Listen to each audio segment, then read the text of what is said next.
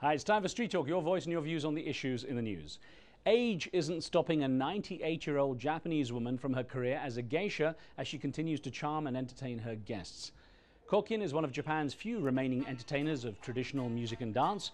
She was born in 1909 and became an apprentice geisha as a young teenager in Tokyo. In a business where they are sought after for their beauty and grace, she's facing some tough competition as she has a few years on her fellow geishas. And contrary to belief, however, geishas are not prostitutes, but are trained in the classic arts and have a knack for witty conversation. At 98, she could be a good history teacher. Paula from the UK has nothing but admiration for Kokin.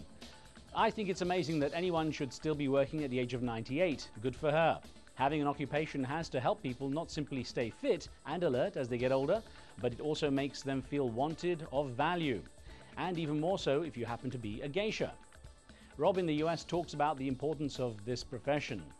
The geisha trade has helped to honor and maintain the true beauty of Japanese culture for centuries.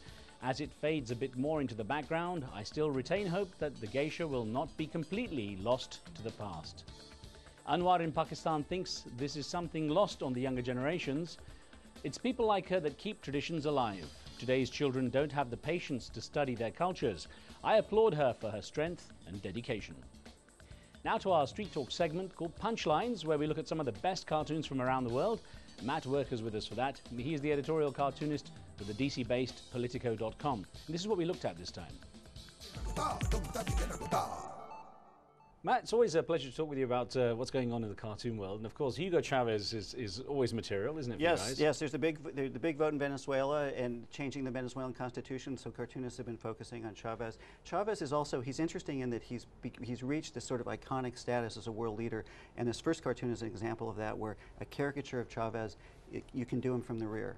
Right, yes, and so here it's just ears and the red beret, and right. you have Hugo Chavez. He's locking out Spain and Colombia. He's icing them out. He's saying he's not talking to Spain, he's not talking to Colombia, and he's building a fine sturdy igloo out of the blocks. It's a very clever cartoon. Yeah. It takes a while.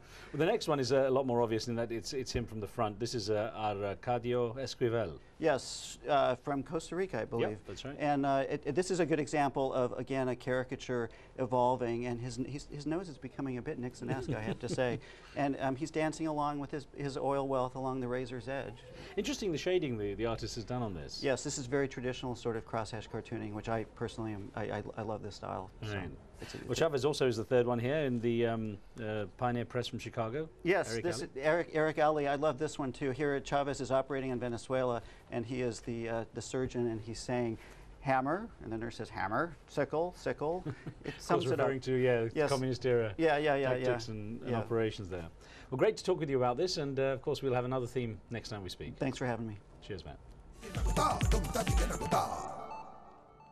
And do check out Matt's work at Politico.com. And that's it until next time. Do keep sending in your questions and comments and point us to anything interesting or amusing for Street Talk.